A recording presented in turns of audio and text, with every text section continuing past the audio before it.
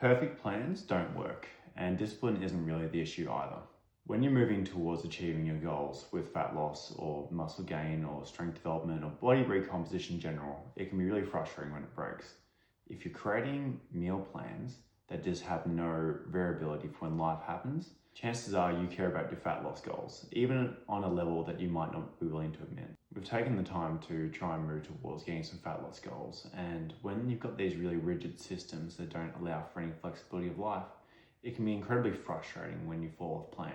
Thing is, when doing rigid, what might feel like perfect plans fail, it can be incredibly frustrating when they fall off. The thing is, life's going to happen. Work stress will pop up, different meals out, social settings, and when you've got such a rigid system that doesn't allow you to move with life as life happens to you, it can lead to you being quite frustrated on the other side of things when things fall. When people do start to fall, it can lead to this really simplistic black and white view of things. I was on my diet, now I'm off it.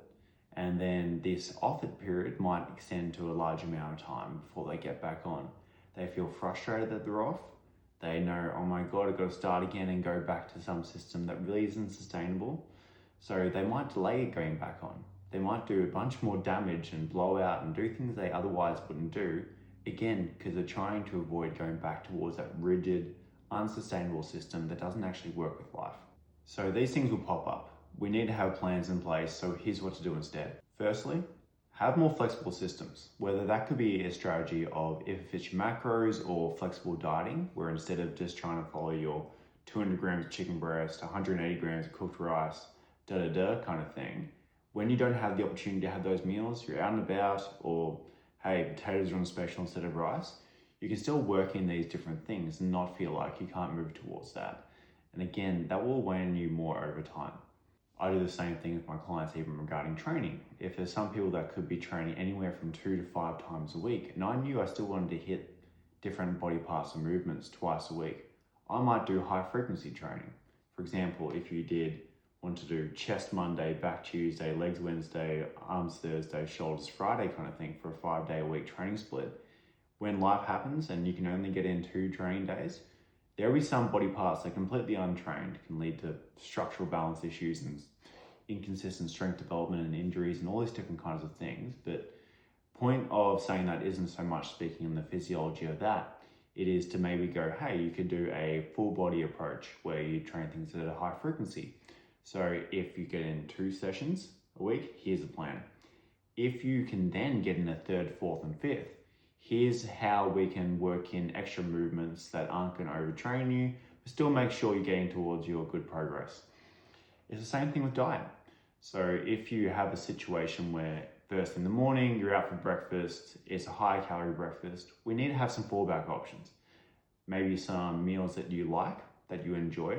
I like to go through my clients' different variations of these that are lower calorie that can fit in with what you've had in the morning, particularly when we're combining it with a flexible approach. Nice, clean, easy example. If you need to have 2,000 calories a day for a given goal, we've calculated that's your number. What we could do is we could have systems where if you had 1,000 calories for breakfast instead of 500, we can just pull off that 500 from other meals in a way that we have foods that you still enjoy, that doesn't feel like you're trying to diet or ties into some whole weird guilt cycle because you had something off plan. That's just unsustainable. Another thing we need to do, along with having those fallback meals, is just know where it is most likely that you will stumble. We all have our limitations. For me, for many years, it was nighttime eating. The biggest solve for me in that regard was just simply shifting more of my food towards when I wanted to eat. You're getting rid of some unnecessary friction that might be hampering your results. Because you might need 10 out of 10 motivation to not eat at night if you're trying to beat a caloric deficit, for example. You might only need 2 out of 10 motivation to not have a muffin at 11 a.m. So if you know these triggers, you can work your diet plan or just your overall general nutrition strategy around doing things at a low friction while still hitting your overall numbers towards your goals. Another thing you can do instead of having that really rigid, inflexible system is have some pre-prepared options that can be good for you when you're coming home. Let's say it's a 12-hour day. I've got a few clients in mind that I can speak to with this. It can be very tempting, you're really tired, it's been a long day, all that stuff, to go for something that's just convenient. Might be in the Macca's drive-through. When you're there, you might have a couple different options. If you've got the self-control and you know yourself, and you do, you can work in having a quarter pounder. But if you know you're the kind of person where you need to have that, then you need to have a fillet of fish, a sundae, chips, and blow out something that is incompatible with your goals, then hey, you just need to know that about yourself. That is not a perfect plan for you then. So what you need to do instead is address can you go through that without blowing out? If you can, great. If you can't, having something where you're not having the same convenience issue. For example, the pre-prepared meals, I just need to drive home and my meal is only a 3-minute microwave away. Instead of after a long day, I've got to cook, prepare, clean up the kitchen, all that stuff. So if that's you, address it and implement it.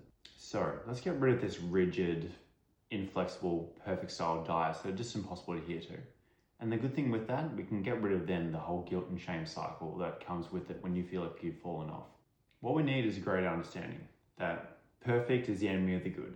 We need a system that's adaptable, has plan Bs, knows where your limitations would be, and then can easily replicate results week on week when all these different challenges that are relevant to you start to come forth.